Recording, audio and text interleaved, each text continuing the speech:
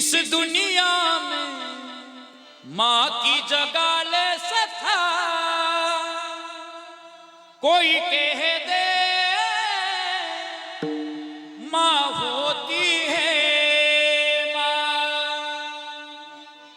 कहा गए ममता भरे दिल कैसे जिए जिए माँ तेरे बिन, ओ माँ तेरे बिना सुना है जहां।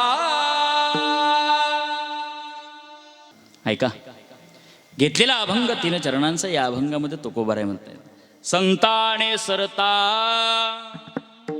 केलो तैशा पर्ये चंदनाने बोरी व्यापेल्या. भारतीय संस्कृतीतला आज कार्यक्रम आहे. गणरायांच्या निमित्ताने हे अगदी महोत्सवानिमित्ताने हे कीर्तन आहे. आणि दुसरी गोष्ट आईच्या स्मरणार्थ कीर्तन आहे. या जगातील दैवत म्हणजे गणराय आद्य दैवत आहे. आई वडिलांना त्या ठिकाणी श्रेष्ठ पूजन करतात. संप्रदाय ही म्हणतो चला पंढरपुराला जाऊयात, पण का? भक्त पुंडलिकासाठी उभा राहिला विठेवरे, धनी मला हे दाखवाना विठुरायाची पंढरी. तो भक्त पुंडलिक होता पापी आणि दृष्ट, आई बापाची केली सेवा सारे पाप झाले नष्ट. भक्ती पाहून भक्ताला आला भेटाया श्रीहरी, धनी मला हे दाखवाना विठुरायाची पंढरी. का जायचं पंढरपुराला? एकेकाळी पुंडलिकाने आईवडिलांच्या गळ्यामध्ये दोर टाकला आणि बायको खांद्यावर मिरवली. त्याच पुंडलिकाने आईवडिलांची सेवा केली. त्या सेवेवर तत्पर होऊन वैकुंठाला हजर लावून पांडुरंग परमात्माने यावं. पुंडलिकाच्या सांगण्यावरून विटेवर उभं राहावं.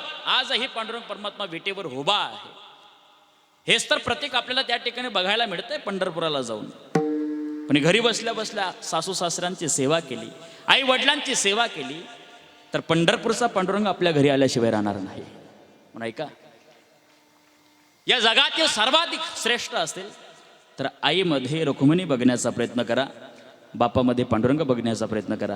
आपला संसार आपला परमार्थ सफळ झाल्याशिवाय राहणार नाही. साधू संत मंडळींनी घरादाराचा त्याग केला. संसाराचा नावे घालून या शून्य वाढता हा पुण्य धर्म केला.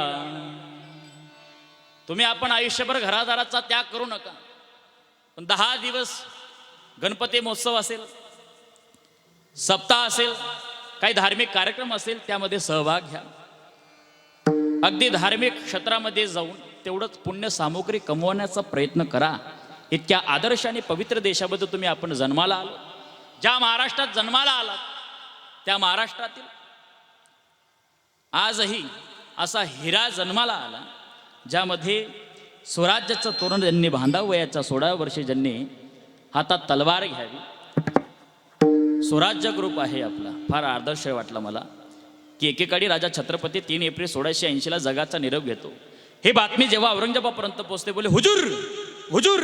बोले क्या हुआ? बोले मराठों का सरदार अल्लाह को प्यारा हो गया. बोले क्या बक रहे हो? बोले बक नहीं रहा, उतना ही सच कह रहा हूं जितना कि तुम्हें झूठ लग रहा है. औरंगजेब तार कसून आपल्या सिंहासना उठला, 2 पावलं खाली उतरला, गुडघे टेकलेत वरती हात करून म्हणाला, हे मेरे मालिक, हे मेरे खुदा, तेरी जन्नत का दरवाजा खुला रखना. किसी की माँ बेटी पर कोई बुरी नजर डाले उसे तलवार से काट देने वाला छत्रपति तेरी जन्नत में आ रहा है, इसलिए तेरी जन्नत का दरवाजा खुला रखना. हा महाराष्ट्रातला मातीतला छत्रपती शिवरायांचा इतिहास आहे. त्या इतिहासावर जगणारी आजची या ठिकाणी या कॉलनीतली लेकरं असतील की आपण कीर्तन महोत्सव ठेवावं. फार आनंद वाटला. अगदी गोड या ठिकाणी किती फूट असेल गणपती? 15 फुटाची मूर्ती या ठिकाणी. फार आनंद आणि कौतुक आहे. ऐका, एकतर या देशातल्या जवानांनी एकतर या देशभक्तीसाठी मरावं, एक तर हरिभक्तीसाठी मरावं. अरे क्यों मरते हो बेवफा सनम के लिए, 2 गज जमीन भी नहीं मिलेगी तुम्हारे कंफर्ट के लिए. अरे मरना हो तो इस देश के लिए मरो मेरे यारो, एक दिन हसीना भी दुपट्टा फाड़ देगी तुम्हारे कफन के लिए, तुम्हारे कफन. नाही का? आदर्श जीवन जगण्याचा प्रयत्न करा. तेवढंही नाही होत तरी घरी बसल्या बसल्या आई वडिलांची सेवा करा. अनादिकालापासून संप्रदायातील संत मंडळी म्हणताय, 12व्या शतकामध्ये नामदेवराय म्हणतायत 1 पसा बिल्व 1 पसा पाणी. पण आता कुठेतरी आपल्याला जाग आली, 1 लोटा जल और समस्या का हल. जी महादेवाची मंदिरं गावोगाव सुकाड पडली होती, तिथं झाडू मारायला कोण नव्हतं. आज तिथं एवढी गर्दी झाली, सुरत सारख्या शहरामध्ये एवढी गर्दी झाली महिलांची, तो तांब्या टाकाटाक डोका मावी गे, इतकी फार वाईट परिस्थिती आहे. अहो खरं सांगा, 1 लोटा जल आणि समस्याचं दुःखाचं हल जर आपल्याला देवापुढे मागायचं असेल तर आपण परमार्थ किती नियतीने करत आहोत आपल्या अंतकरणामध्ये डोकावून बघा. मला वाटतं ज्या घरामध्ये सासू सासऱ्यांचा आदर नाही, आई वडिलांची सेवा नाही, अशा स्त्रियांनी किंवा अशा पुरुषांनी 1 लोटाभरने संपूर्ण ड्रमभर जरी महादेवाला पाणी टाकलं तरी आपली कर्म आपल्याला चुकणार नाही. केले कर्म झाले त्याची भोग आले, उपजले मेले ऐसे किती. जीवनाचा वाटेवर जन्म आणि मृत्यू अटळ आहे, पण जन्म आणि मृत्यूचा मधला जो कालखंड आहे यामध्ये आपल्याला कीर्ती साठवायची आणि उरवायची आहे.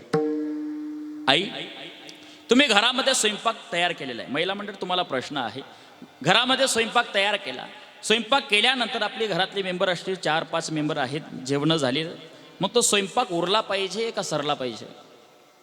काय उत्तर तुमचं? स्वयंपाक उरला पाहिजे. सकाळी उठून तो ढोरांपुढे. अहो बरोबर तुमचं प्रश्नाचं उत्तर. ऐका, स्वयंपाक उरला पाहिजे, पण केवढा? कोणीतरी अतिथी देव हवा आला, तो जर उपवासी असेल 2 घास खाईल, तो तृप्त होईल एवढा स्वयंपाक उरला पाहिजे, जास्त नको. तसं मानवी देह उरला पाहिजे का सरला पाहिजे? उरला पाहिजे. कसा उरला पाहिजे? तो का म्हणे का मरणेची सरी, उत्तमची बुरी कीर्ती मागे. उत्तम कीर्तीने हा देह उरला पाहिजे. म्हणून ऐका, या स्वराज्यातील या ग्रुपमधील जेवढी तरुण मंडळी आहेत, जेवढी सहभाग घेणारी मंडळी आहेत, यांची कीर्ती एक दिवस निश्चित उरणार आहे. म्हणून ऐका, आमचं आईचं सौभाग्य आहे, अशी लेकरं प्राप्त झालीत. अशी लेकरांना ज्यांनी संस्कार दिलात की आई गेल्यानंतर सुद्धा त्यांचं आठवणी निमित्ताने कीर्तन त्यांनी ठेवावं. खरं तर या जगातले माय आदर्श माय आहे. आई, कधीतरी वाटलं होतं तुला या समुद्राची उपमा देऊन टाकावी. समुद्र एवढा विशाल आहे, पण माय, समुद्र तुझ्यापेक्षा खुजा आहे, फिका आहे. त्याचं कारण आहे, समुद्र जरी विशाल असला, त्यामध्ये अनेक गोडधोड नद्या नाल्यांचं पाणी जातं, तरी सुद्धा विशाल असणारा समुद्र आम्हाला खारट पाणी देतं आणि तू आम्हाला अमृताची दूध धार पाजते माय. म्हणून त्या समुद्रापेक्षा तू श्रेष्ठ आहे. एक फिल्मी गाण्यातलं शब्द आहेत, काय गोड आहेत महाराज. कोण भला इस दुनिया में माँ की जगाले सथा, कोई कह दे माँ होती है माँ, कहा गए ममता भरे दिल कैसे जिए, जिए माँ तेरे बिन, ओ माँ तेरे बिना सुना है जहां. काय शब्द असतील म्हणून ऐका, ढगाड गेलेला सूर्य आपल्याला पुन्हा दिसू शकतो, पण मातीआड गेलेली आई पुन्हा आपल्याला दिसणार नाही. सब कुछ मिलता है इस दुनिया में, लेकिन माँ गुजरने पर माँ नहीं मिलती. नाही का? थोर उपकार मायचे आहेत. आपण भाग्यवान आहोत, इतक्या आदर्श देशामध्ये जन्माला आलो की ज्या देशामध्ये आई वडिलांच्या वचनामुळे 14 वर्ष वनवासाला गेला, तो म्हणजे राम प्रभू. आई वडिलांच्या वचनामुळे काशी यात्रा, तीर्थयात्रा आपल्या खांद्यावर घडवत होता, तो म्हणजे श्रावण बाळ. इतक्या आदर्श देशामध्ये आपण जन्माला आलो. पण या काळामध्ये दुर्दैव आहे आपल्या, या देशामध्ये वृद्धाश्रमांची कमी राहिली नाही. 75 वर्ष सुवर्ण महोत्सव साजरा केलं गेलं मागील 2 वर्ष अगोदर. शासनाची मोहीम होती, हर घर तिरंगा, घर घर तिरंगा. प्रत्येकाने दारादारावर, घराघरावर तिरंगा फडकवला. पण एक गोष्ट लक्षात ठेवा, अजून आपला देश एका गोष्टीमुळे स्वतंत्र झाला नाही. ती गोष्ट म्हणजे कोणती? ज्या दिवशी आपल्या भारत देशामध्ये वृद्धाश्रमांना कुलूप लागतील, त्या दिवशी आपला भारत देश सुजलाम आणि सुफलाम झाल्याशिवाय राहत नाही. थोर उपकार आहेत आईचे. एका वृद्धाश्रमातली माय सांगत होती कर्मचाऱ्याला, म्हटलं दादा 20 वर्ष झाले तू माझा लेकराला फोन करून सांगाव आयुष्य गेलो माझं, पण असा क्षण गेलत नाही, असा एक दिवस जात नाही की माझ्या लेकराची मला आठवण येत नाही. मध्यकाळी त्याचा फोन आला नाही, त्याचं साधं पत्र आलं नाही. त्याला फोन करावं. कर्मचाऱ्याने लेकराला फोन केला. म्हटलं, दादा 20 वर्ष झालीत आमच्या वृद्धाश्रममध्ये तुमची आई 20 वर्षा अगोदर तुम्ही घेऊन आला होतात, पण मध्यकाळी तुम्ही भेटायला आला नाही, तुमचा फोन नाही, साधं पत्र नाही. आठवते का तुमची आई तुम्हाला? तुमच्या आईची प्रकृती फार घालवली हो, पण शेवटच्या डोळ्याने तुम्हाला बघायला मिळते. याव. लेकराला लाज वाटली. फोन ठेवला, मोटरसायकलला केक मारले, वृद्धाश्रममध्ये पोहोचला. कर्मचाऱ्याला सांगितलं, म्हटले, दादा माझी आई ज्या रूम नंबरमध्ये राहते ना तेवढा रूम नंबर मला सांगाव. 16 नंबरचा रूम आहे. कर्मचाऱ्याने सांगितलं. पोरगा धावत गेला. 16 नंबरचा रूमचा त्याने दरवाजा उघडला. दरवाजा उघडल्याबरोबर फाटक्या लुगड्यावर पडलेली म्हातारी त्याने पाहिली. जवळ गेला. म्हटले, माय माय हा शब्द त्या म्हातारीचा कानावर 20 वर्षानंतर आदळलेला होता. ताळ कशी म्हातारी उठून उभी राहिली. लेकराला मिठी मारलेली आहे. 6 महिन्या अगोदर म्हातारीचा पाय मोडला होता. कंबर घासून चालणारी म्हातारी, लेकराचा आवाज धडकल्यावर एका पायावर ताळ कशी म्हातारी उठून उभी होती. काय हृदय असेल, मात्र हृदय आहे. लेकराला मिठी मारली, डोक्यावरनं हात कुरवडते. म्हटले, राजा तो जेवलास का रे? काय शब्द असतील आईचे. तो लेकरू म्हणतोय, म्हटले, माय तुझी तब्येत बरोबर नाही, चल तुला दवाखान्यात नेण्यासाठी मी आलो आहे. म्हटले, राजा आता मला कोणता दवाखान्यात नेतो? आयुष्य गेलं रे राजा, हृदय फुलून आलं, तू आला, शेवटच्या डोळ्याने तुला बघायचं होतं, पण एक शेवटची इच्छा आहे. म्हटले, माय अजूनपर्यंत मी तुला एक साडी सुद्धा विकत घेतली नाही, चल तुला दवाखान्यात नेतो ना. म्हटले, नको राजा, माझ्यासाठी आता कोणता नया पैसा खर्च करू नको, पण राजा एक विनंती, एक शेवटची इच्छा आहे. म्हटले, सांग ना माय, काय तुझी इच्छा आहे? म्हटले, राजा तुला जर या वृद्धाश्रममध्ये पंखा बसवता आला ना, पंखा बसवशील? म्हटले, माय पंखा? म्हटले, हो राजा, जर या वृद्धाश्रममध्ये तू पंखा बसवला तुझे माझ्यावर फार उपकार होतील राजा. कोण म्हणतंय? कोण म्हणतंय? आई, जिने 9 महिने 9 दिवस पोटात वागवलेलं बाळ, जेव्हा हा 4 वर्षाचा होता, बापाच्या छत्रच्या हरपलेलं होतं, दुसऱ्याचा बांधावर काबाड कष्ट करणारी माय, याला लहानाचं मोठं करत होती, याला इंजिनियर पदापर्यंत कर्तृत्ववान केलं.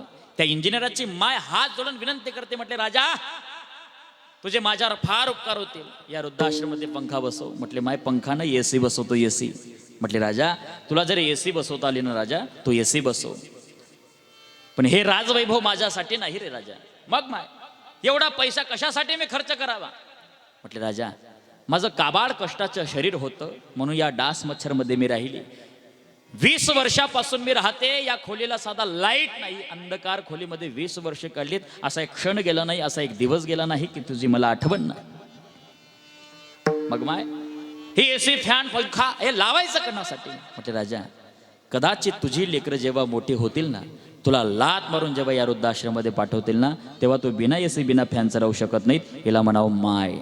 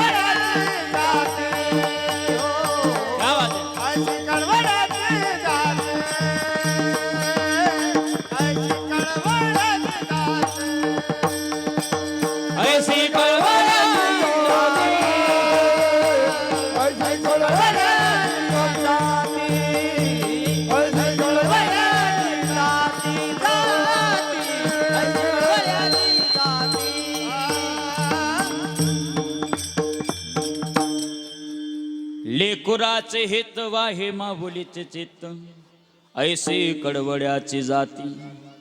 ऐका, ऐसी कडवड्याची जाती. म्हणून जीवनामध्ये सर्वाधिक श्रेष्ठ एक माय आणि बाप. जीवनाचा वाटेवर आपलं बरं वाईट झालं ना, दवाखान्याचा बेडवर डोळे उघडून पहा.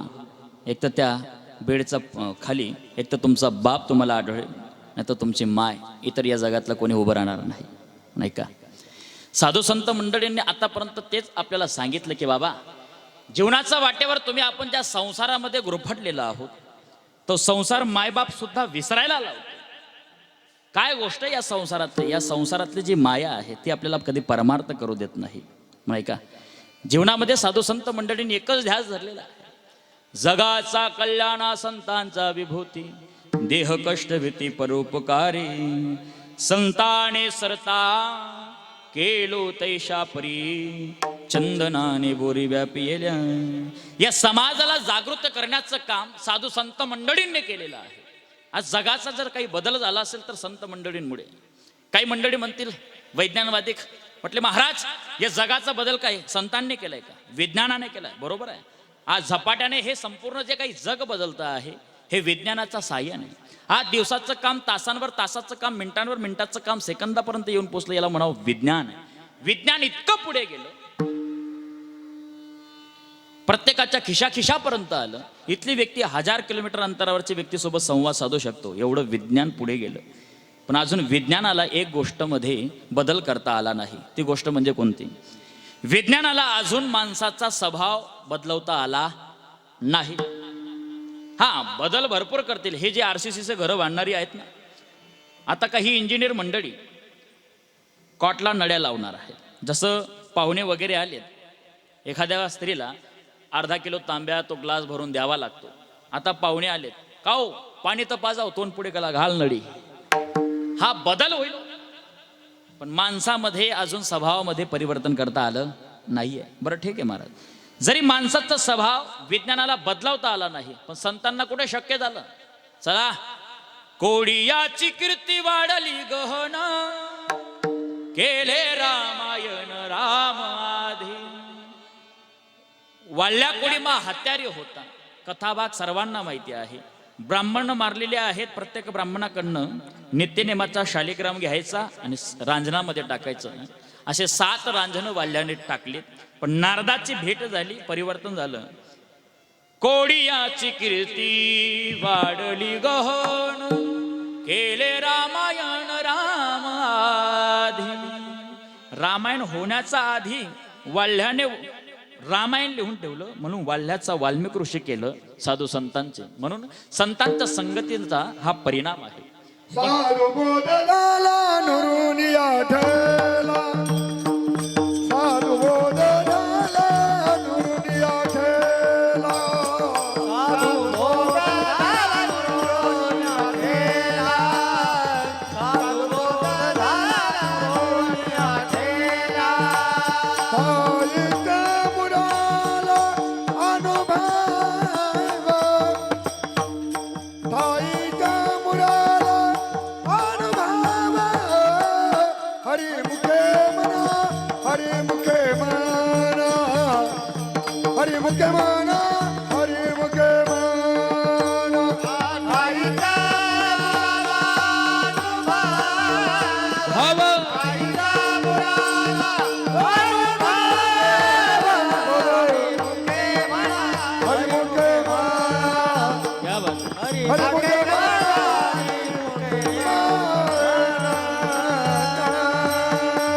साधू बोध झाला तो नुरुनिया ठेला, ठाईचा मुराला अनुभव. साधू संतांना आलेला अनुभव या जगापुढे मांडण्याचा त्यांचा प्रयत्न असतो. अनुभव आले अंगा ते या जगा देतसी.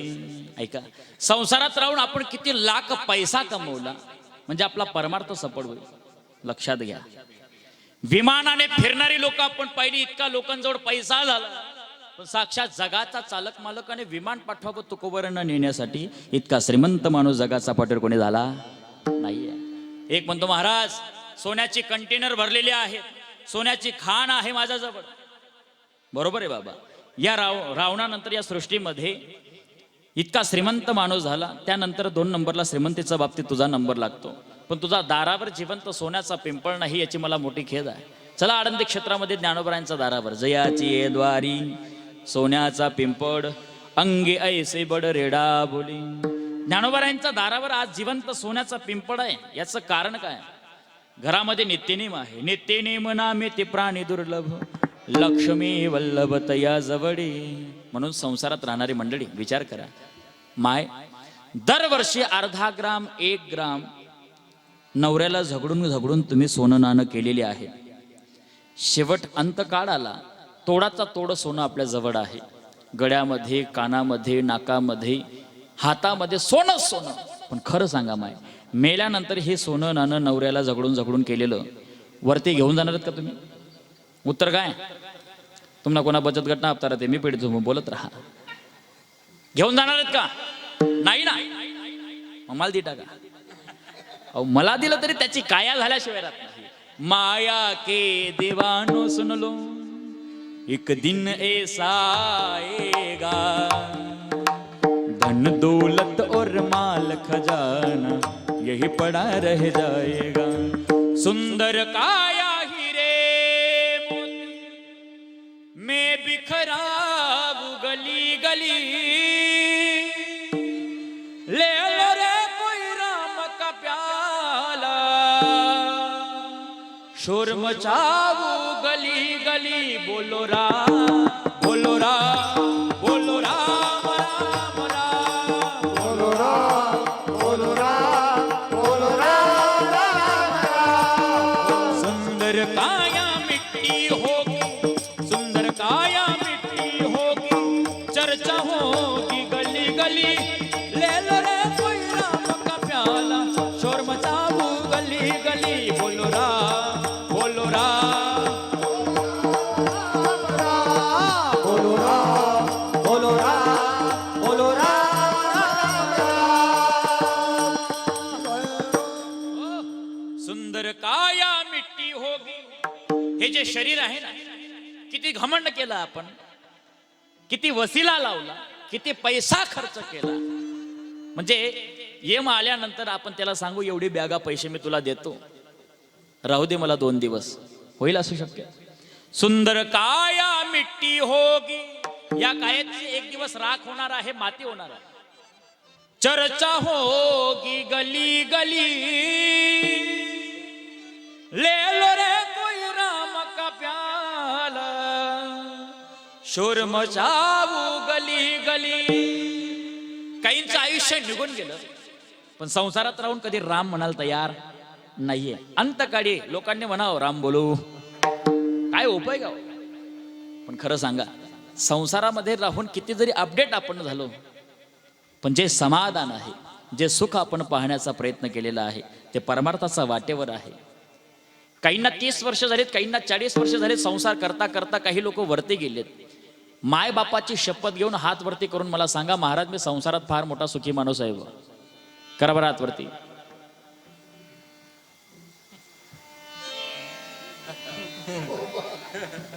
बापरे, कोणीच नाही, कोणीच नाही. अहो नाही, प्रत्येक जीवाला या संसारामध्ये कोणत्या ना कोणत्या रूपाचं दुःख आहेच. एका घरामध्ये सतत भांडण व्हायचं, त्याच घराशेजारी नवरा बायको असं जीवन जगायचे. ज्या घरामध्ये भांडण व्हायचं त्या घरातली मालकीनबाई नवऱ्याला विचारू म्हणे, का आपल्या घरामध्ये रोज भांडण होतं, शेजारी जाऊन म्हटले मस्त नवरा बायको असंच खेळत जीवन जगतात. आपल्या घरमा रोज दांगडो, तुम्ही मला शेपाळल्यास मी तुमल्या शेपाळल्यास म्हणे. हा या दांगडून परसात 3 टिव्या फोट टाकत, 2 लोणच्यान घरा फोट टाकत म्हणे. आपण शेजारी जाऊन या, विचारून या काय कारण आहे हसत खेळत जीवन जगण्याचं. हा गेला विचार, म्हणजे दादा तुमच्या घरामध्ये सतत आनंदाचं वातावरण, आमच्या घरामध्ये रोज भांडण. शेजारची व्यक्ती म्हटले, दादा तुझ्या घराचा भांडणमध्ये माझ्या घरातल्या भांडणामध्ये एकच फरक. म्हणे काय? म्हणे घरनी बाई जर काही पोया वगैरे लाटसोय म्हणे, जर काही चुकाय गे मला गापकन लाटणं मारी लाटणं जर मी चुकाड देणं, मी असंच लाटणं मला बरोबर बटी घेतं ते असंच म्हणे. राजा दुखिया प्रजा दुखिया दुखिया घर बैरागी रे.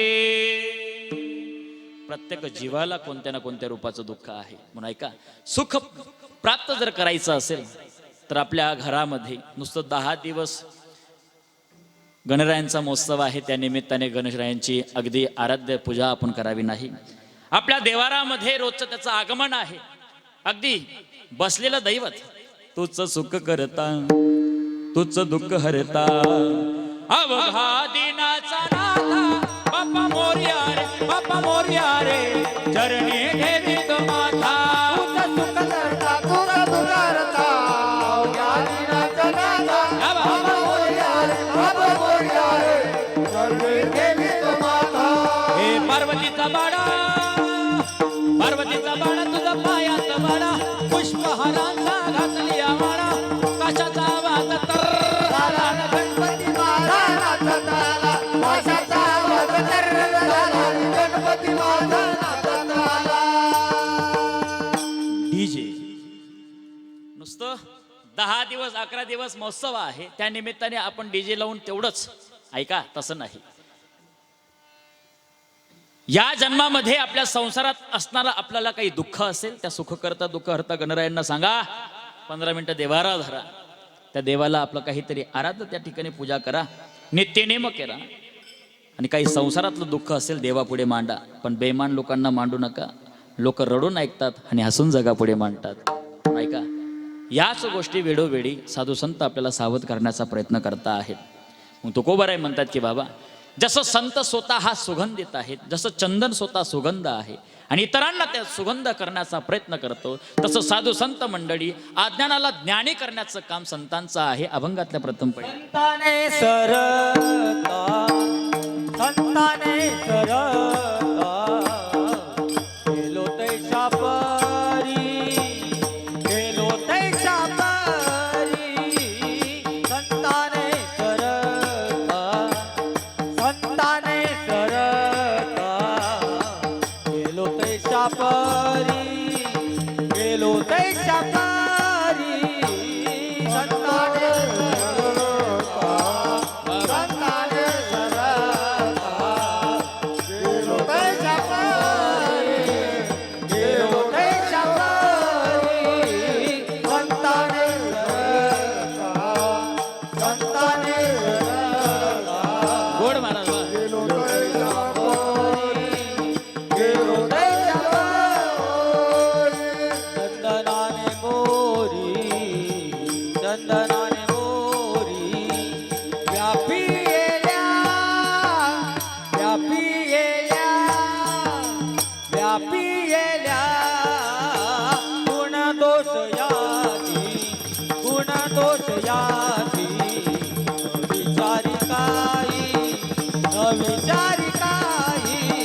गुण दोष याती, गुण दोष याती, विचारी काही, विचारी काही. गुण दोष याती, गुण दोष याती, विचारी काही, विचारी काही. गुण दोष याती, गुण दोष याती, विचारी काही, विचारी काही. वा वा, टाळी वाजवा. काय गोड गाणारी मंडळी आहे, नाही का?